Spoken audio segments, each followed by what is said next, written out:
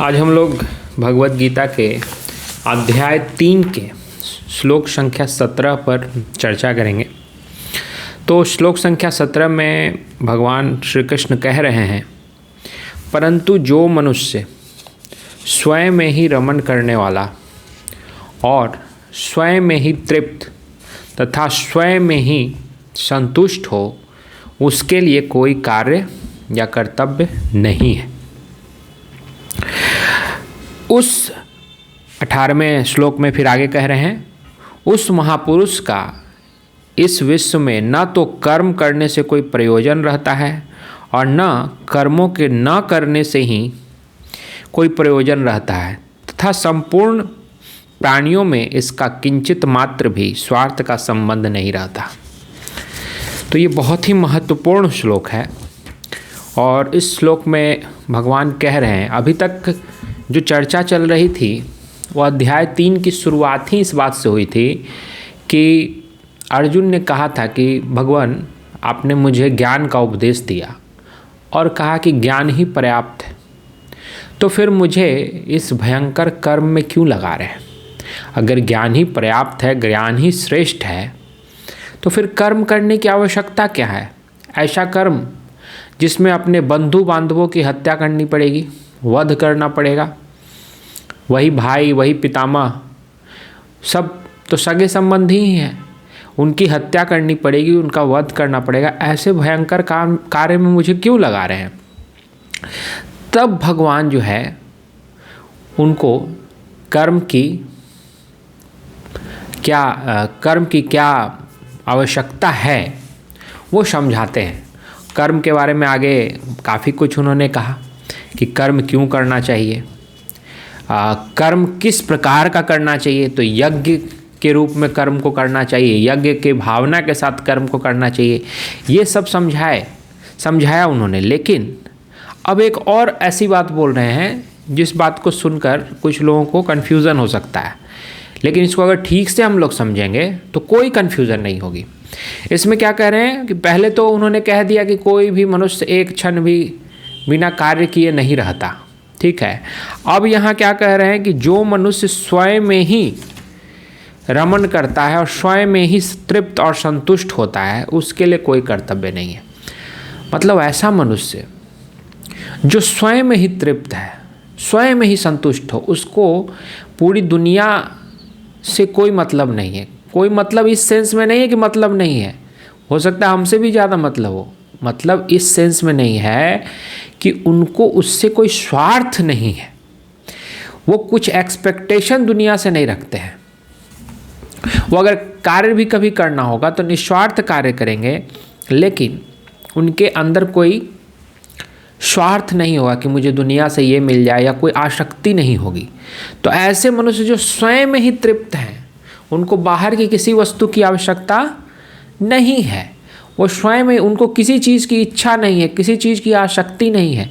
वो क्या है? स्वयं में ही तृप्त हैं तो, और स्वयं में ही संतुष्ट है, उनको कुछ नहीं चाहिए। तो ऐसे व्यक्ति के लिए भगवान कह रहे हैं कि कोई कर्तव्य नहीं है।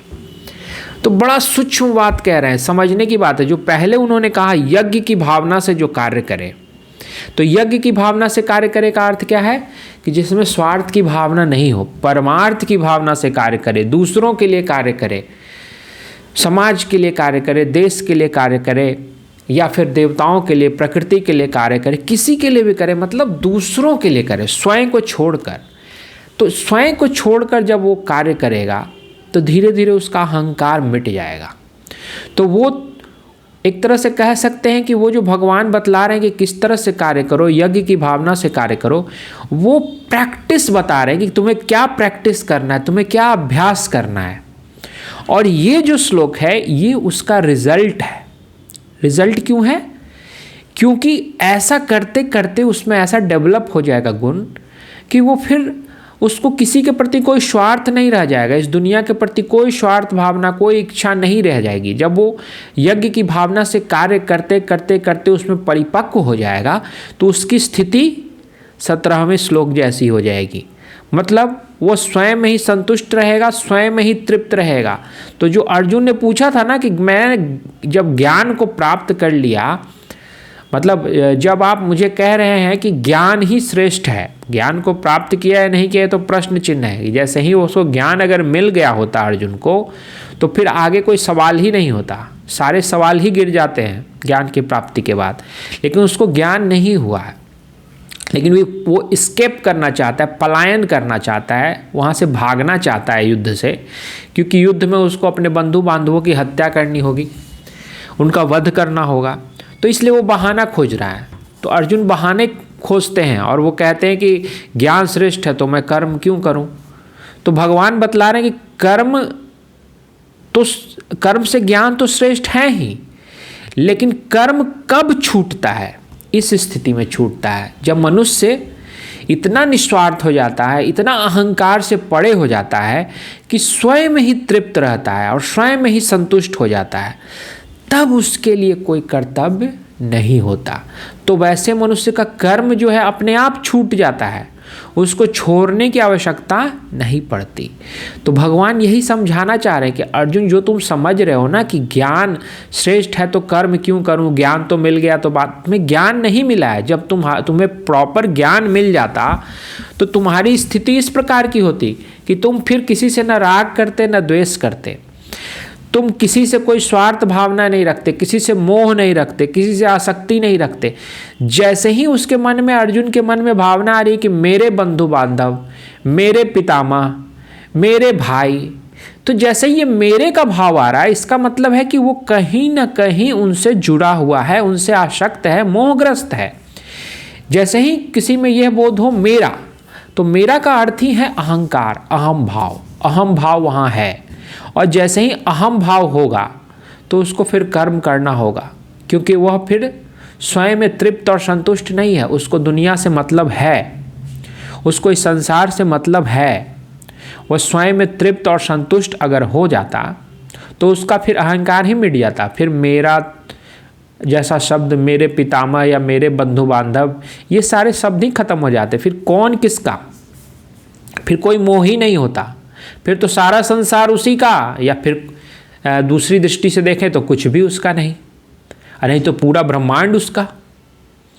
तो दोनों ही स्थिति में वह मोह से परे है, आसक्ति से परे है। अगर कोई कह दे कि ये पूरा संसार ही मेरा, तो भी वो अपने मोह और आसक्ति से ऊपर उठ गया।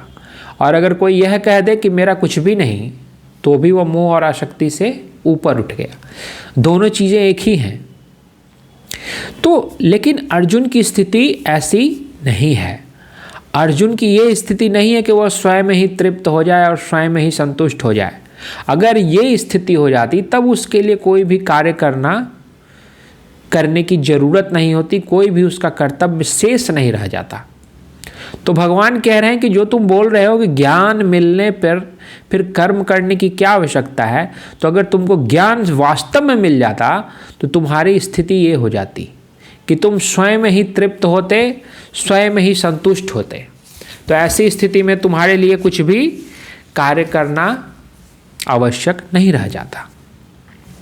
अगले श्लोक में इसको भगवान कह भी रहे हैं कि जो ऐसा पुरुष हो जाता है जो कि स्वयं ही रमन करता है, स्वयं ही तृप्त रहता है, स्वयं ही संतुष्ट रहता है, ऐसे व्यक्ति का इस विश्व में कर्म करने से कोई प्रयोजन नहीं रहता, और न कर्मों के न करने से भी कोई प्रयोजन रहता है। अगर वो कर्म करे भी तो भी कोई फर्क नहीं पड़ता, और कर्म न करे तो भी कोई फर्क नहीं पड़ता, क्योंकि कर्मों के मूल में जो आसक्ति है, जो इच्छा है, जो मोह है, वो सबका त्याग करके वो उनसे ऊपर उठ चुका है। अब वो स्वयं में ही तृप्त है, उसको किसी चीज़ की आवश्यकता नहीं है। बस वो दुनिया से कुछ व्यवहार कर रहा है तो बस वो फॉर्मेलिटी का व्यवहार है, उसको वास्तव में किसी चीज़ की आवश्यकता नहीं है। वह स्वयं ही तृप्त है, आनंदित है, संतुष्ट है। तो ऐसे व्यक्ति के लिए कार्य करने में भी कोई प्रयोजन नहीं है, और कार्य न करने में भी कोई प्रयोजन नहीं है। तो जो भगवान कह रहे हैं अर्जुन को कि तुम जो कह रहे हो ना अर्जुन कि कर्म करने की आवश्यकता क्या है, तो तुम्हारी स्थिति अभी ऐसी नहीं हुई है। वो इधर ही इंडिकेट कर रहे हैं कि अगर कर्म सिर्फ उसको करने से कोई मतलब, भगवान से अर्जुन ने क्या पूछा कि मैं कर्म क्यों करूं, घोर कर्म क्यों करूं, तो भगवान यहाँ पहले तो कर्म कैसा होता है, क्यों करना चाहिए, किस तरह से करना चाहिए, सब समझा देते हैं। उसके बाद इस पॉइंट पर आते हैं कि कब तुम्हारे लिए कोई कर्तव्य शेष नहीं रह जाएगा, किस स्थिति में तुम कार्य कर नहीं भी करोगे तो कोई फर्क नहीं पड़ेगा। अब तुम परख लो खुद को कि क्या तुम उस स्थिति में पहुंच चुके हो, क्या तुम स्वयं ही तृप्त हो, क्या तुम स्वयं ही संतुष्ट हो। अगर हो तो तुम्हारे लिए कोई भी कर्तव्य शेष नहीं है। तुम अगर कार्य करो तो भी कोई फर्क नहीं पड़ता, और अगर कार्य ना करो तो भी कोई फर्क नहीं पड़ता। लेकिन भगवान जानते हैं कि अर्जुन की अभी स्थिति ऐसी नहीं है। अर्जुन सिर्फ पलायन करने के लिए बहाना खोज रहा है। उसको युद्ध से भागना है। वो गीता के प्रारंभ होने से ही वो परेशान है कि मैं कैसे युद्ध करूंगा, और वो युद्ध से भागने के नए नए तरीके खोज रहा है। और उसको ज्ञान की आर मिल रही है। ज्ञान को देखकर वो बड़ा उसको अच्छा लगा कि कोई चीज़ तो है जो मुझे इस युद्ध से बचा सकती है, तो मैं ज्ञान की शरण ले लेता हूँ, तो मैं युद्ध से बच जाऊँगा, मुझे ये युद्ध नहीं करना पड़ेगा। तो उसमें कुछ ऐसा नहीं है कि वो बहुत ही ज्ञानी हो गया, नहीं, वो ज्ञान की ओट लेकर सिर्फ हटना चाहता है, युद्ध से बचना चाहता है। क्योंकि भगवान बतला रहे हैं कि अगर तुम वास्तविक ज्ञानी हो जाते, तुमको ज्ञान घटित हो जाता, तो उस क्षण तुम्हारे लिए कोई कर्तव्य शेष ही नहीं रहता। क्योंकि जो ज्ञानी होता है उसके लिए कोई कर्तव्य शेष नहीं रहता, क्योंकि वह स्वयं ही तृप्त रहता है, आनंदित रहता है, संतुष्ट रहता है, स्वयं ही रमन करता रहता है। उसको इस दुनिया से, इस सृष्टि से कोई प्रयोजन शेष नहीं रहता। तो इसलिए, क्योंकि ऊपर से देखने में ये लग सकता है कि उसको अभी भी जैसे कोई भोजन तो करेगा ही, उसे भोजन की आवश्यकता है, वस्त्र की, लेकिन ये सब बस बाहरी व्यवहार है। आंतरिक रूप से वो स्वयं ही तृप्त है। उसको किसी चीज़ की इच्छा नहीं है। जो मिल गया प्रभु ने दे दिया, ठीक, नहीं दिया कोई बात नहीं। कर्म किया तो अपने लिए नहीं, दूसरों के लिए कर्म कर लिया। अगर कर्म करने की आवश्यकता पड़ी तो वो दूसरों के कल्याण के लिए, अगर कर्म करने की कहीं आवश्यकता पड़ रही तो कर लिया, आवश्यकता नहीं है तो बस अपने में आनंदित है, तृप्त है, संतुष्ट है। तो भगवान बतला रहे हैं कि इसी प्रकार का मनुष्य जो है वो सच्चा ज्ञानी है। वो कह सकता है कि उसके लिए कोई कर्तव्य शेष नहीं है। भगवान क्लियर बता रहे हैं कि उसके लिए कोई कर्तव्य नहीं है, और उसका कार्य करने से भी कोई प्रयोजन नहीं है, और कार्य न करे इससे भी कोई फर्क नहीं पड़ता। और साथ ही कह रहे हैं सर्वभूतेषु अस्य कश्चित् अर्थ व्यपाश्रयः, अर्थात संपूर्ण प्राणियों में भी इसका किंचित मात्र भी स्वार्थ का संबंध नहीं रहता। मतलब किसी भी प्राणी से उसका ना तो मोह होता है, ना तो स्वार्थ होता है। ऐसा नहीं कि ये मेरे पिता हैं, ये मेरी माता है, ये मेरे पुत्र हैं, ये मेरे बंधु बांधव हैं, कुछ नहीं। उसके लिए सब एक समान है, उसके सब अपने हैं और कोई अपना नहीं है। पूरा संसार उसका अपना है। अगर अपना है तो पूरा संसार उसका अपना है। और अगर इस दृष्टि से देखें कि कोई किसी के प्रति मोह नहीं, तो हाँ, किसी के प्रति मोह नहीं है, उसको किसी के प्रति आसक्ति नहीं है, किसी से कोई स्वार्थ का संबंध नहीं है। यह श्रेष्ठ स्थिति है। ये स्थिति आना श्रेष्ठतम स्थिति है। इसके बाद तो किसी चीज़ की आवश्यकता ही नहीं। वो मनुष्य जिसको कोई भी स्वार्थ ही नहीं है, किसी भी प्राणी से कोई स्वार्थ का संबंध नहीं है, तो ऐसा प्राणी तो श्रेष्ठतम प्राणी है। फिर कुछ कहने की आवश्यकता नहीं।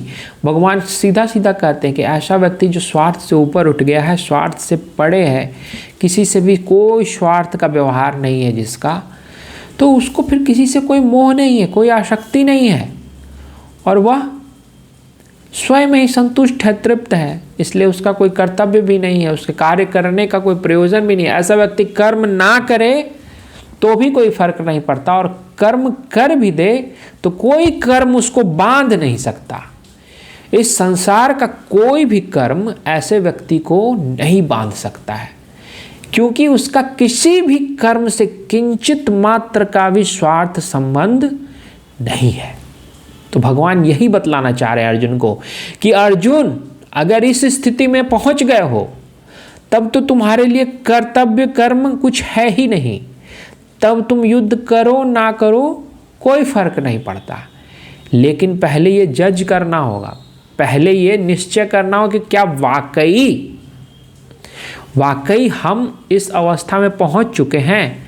क्या हम स्वयं से स्वयं में संतुष्ट हैं? क्या स्वयं से स्वयं में ही तृप्त हैं? क्या स्वयं में ही रमण करने वाले हैं?